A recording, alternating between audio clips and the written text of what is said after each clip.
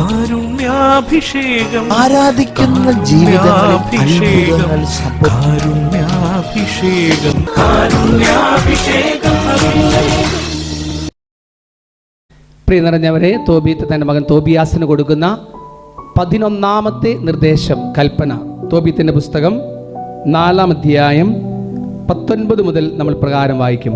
ദൈവമായ കർത്താവിനെ എപ്പോഴും വാഴ്ത്തുക, ദൈവത്തെ എപ്പോഴും സ്തുതിച്ചുകൊണ്ടിരിക്കുക എന്നുള്ള കൽപ്പനയാണ്, നിർദ്ദേശമാണ് തോബീത്ത് മകൻ തോബിയാസിന്. എപ്പോഴും നിങ്ങൾ ദൈവത്തെ സ്തുതിച്ചുകൊണ്ടിരിക്കണം, എപ്പോഴും അവിടത്തേക്ക് നന്ദി പറഞ്ഞുകൊണ്ടിരിക്കണം, കൃതജ്ഞത അർപ്പിച്ചുകൊണ്ടിരിക്കണം. പൗലോസ്ലീഹയും വളരെ വ്യക്തമായി നമ്മോട് പറയുന്നുണ്ട്, യേശുക്രിസ്തുവിൽ പിതാവിന് നിങ്ങളെക്കുറിച്ചുള്ള ഹിതം കർത്താവിന് എപ്പോഴും നന്ദി പറയുക, സന്തോഷമുള്ളവരായിരിക്കുക, ഇടപെടാതെ പ്രാർത്ഥിക്കുക എന്നുള്ളതാണ്. എപ്പോഴും വാഴ്ത്തുന്നതുകൊണ്ട്, കർത്താവിനെ എപ്പോഴും വാഴ്ത്തുന്നതുകൊണ്ട്, സ്തുതിക്കുന്നുകൊണ്ട് എന്തെല്ലാം അനുഗ്രഹങ്ങളാണ് നമ്മുടെ ജീവിതത്തിലേക്ക്, കുടുംബത്തിലേക്ക് കടന്നു വരുന്നതെന്ന് വളരെ വ്യക്തമായി തുടർന്നുള്ള വാക്യങ്ങളിൽ നമ്മൾ ഇപ്രകാരം വായിക്കും. അത് നിന്റെ പാതകൾ നേരെയാകാൻ സഹായിക്കുന്നു. നിന്റെ വഴികൾ നേരെയാകുവാനായിട്ട് നീ കർത്താവിനെ സ്തുതിക്കുന്ന വഴി കർത്താവ് നിന്റെ പാതകളെ, നിന്റെ വഴികളെ നേരെയാക്കുന്നു.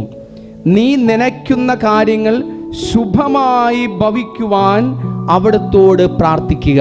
നീ നനയ്ക്കുന്ന കാര്യങ്ങൾ ശുഭമായി ഭവിക്കുവാൻ കർത്താവിനെ നിരന്തരം വാഴ്ത്തുന്നതിലൂടെ നീ നനയ്ക്കുന്ന കാര്യങ്ങൾ ശുഭമായി ഭവിക്കുവാനായിട്ട് അത് നിനക്ക് കാരണമെന്നു. ജനതകൾക്ക് ജ്ഞാനം നൽകപ്പെട്ടിട്ടില്ല, കർത്താവാണ് എല്ലാ നന്മയും നൽകുന്നത്. അപ്പോൾ നീ കർത്താവിനെ വാഴ്ത്തുന്നതിലൂടെ കർത്താവ് തൻ്റെ നന്മകളെല്ലാം നിന്റെ ജീവിതത്തിലേക്ക്, നിന്റെ കുടുംബത്തിലേക്ക് വർഷിക്കുന്നു.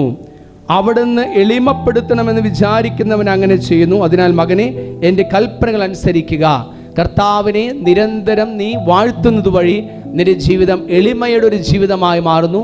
കൽപ്പന അനുസരിക്കുന്ന മക്കളായി നമ്മൾ മാറുന്നു. അവ നിന്റെ മനസ്സിൽ നിന്ന് മാഞ്ഞു പോകാൻ അനുവദിക്കരുത്.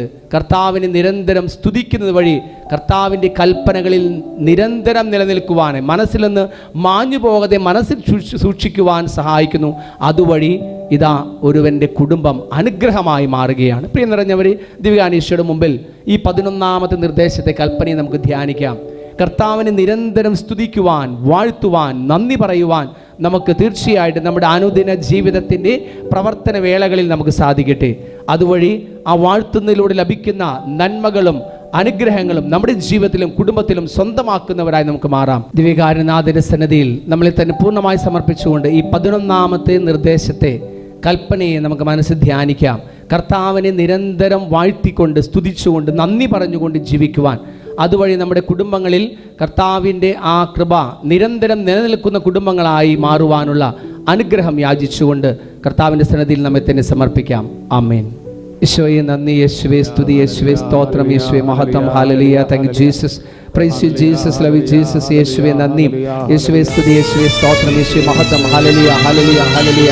സ്നേഹനാഥനായ തമ്പുരാനെ, തോബീത്ത് തൻ്റെ മകൻ തോബിയാസിന് കൊടുക്കുന്ന കൽപ്പനകളും നിർദ്ദേശങ്ങളും ഞങ്ങളുടെ ജീവിതത്തിൽ അനുവർത്തിച്ചുകൊണ്ട് ഞങ്ങളുടെ കുടുംബങ്ങളെല്ലാം തന്നെ അനുഗ്രഹമായി തീരുവാൻ, കർത്താവിൻ്റെ കൃപയ്ക്ക് പാത്രീഭൂതരാകുവാനുള്ള കൃപ ഞങ്ങൾക്ക് ഏവർക്കും അങ്ങ് നൽകിയാലും. Thank you Jesus. Praise you Jesus. Love you Jesus. യേശുവേ നന്ദി, യേശുവേ സ്തുതി, യേശുവേ സ്തോത്രം, യേശുവേ മഹത്വം. ഹല്ലേലൂയ, ഹല്ലേലൂയ, ഹല്ലേലൂയ, ഹല്ലേലൂയ, ഹല്ലേലൂയ. യേശുവേ നന്ദി, യേശുവേ സ്തുതി, യേശുവേ സ്തോത്രം, യേശുവേ മഹത്വം. കഴിഞ്ഞു പോയതാം കാലം ഒരു കൊഴിഞ്ഞതാം പൂ പോലെ,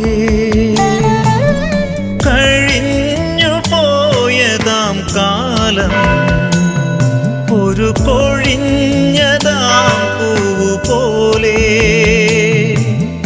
ജീവിത തടത്തിലടിയും പതിയെ കാലപ്രവാഹത്തിൽ ചേരും, കാലപ്രവാഹത്തിൽ ചേരും.